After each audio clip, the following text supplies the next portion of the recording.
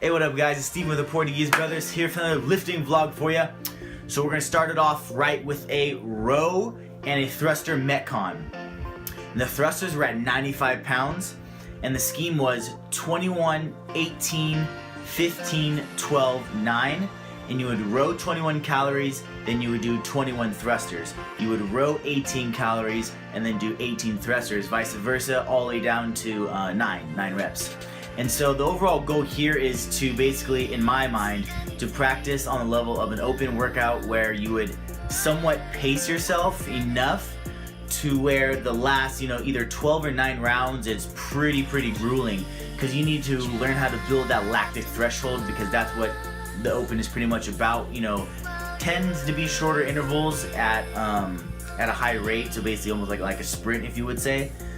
So yeah, I just basically paced the first 21 and 18 and 15, and basically at 12 I kind of picked the speed up a little bit just to be able to burn through the 12 and 9 sets. There was definitely a quad dominant pull workout, because you're pulling from the row and you're doing thrusters, which is a squat. So that definitely burned the quads a lot, but it was overall good. It was a last year's workout, and I think it was 15.5. So it's kind of a familiar movement, and back to back from a row to a thruster. I felt good. It's feeling good. Yeah, it was overall good. So then we're gonna move on to 2 10 rounds for time, 3 muscle ups, 6 pistols alternating. So 3 on your left side, 3 on your right side. And I would say, this with the muscle ups being broken up, it's more of a just continual go. There's not really anything to rush, because the muscle ups only takes for so long.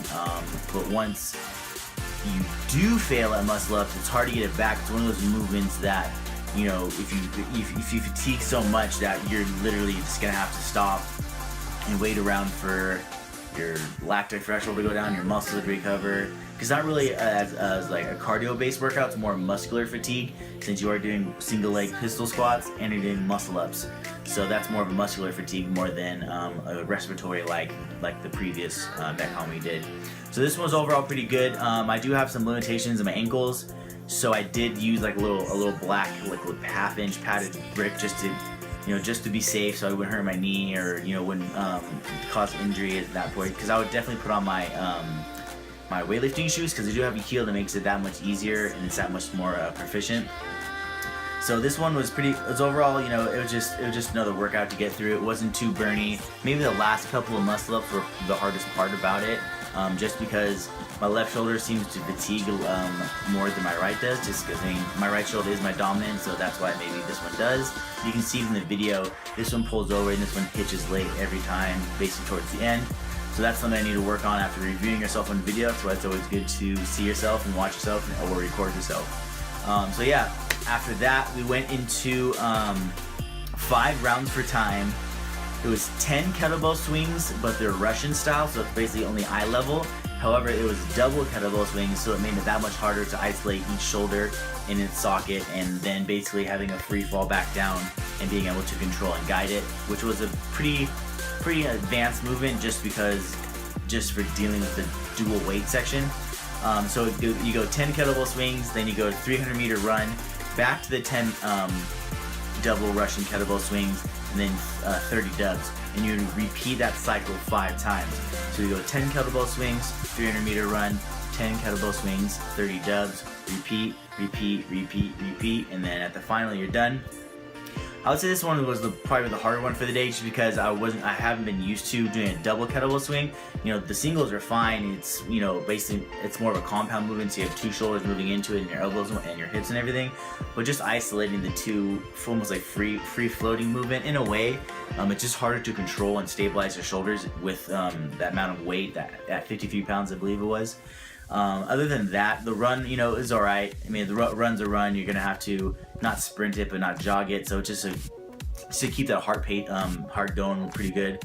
And then the 30 dubs was, no big deal, I guess you could say. In the beginning, I mean, everything towards the end got hard for sure.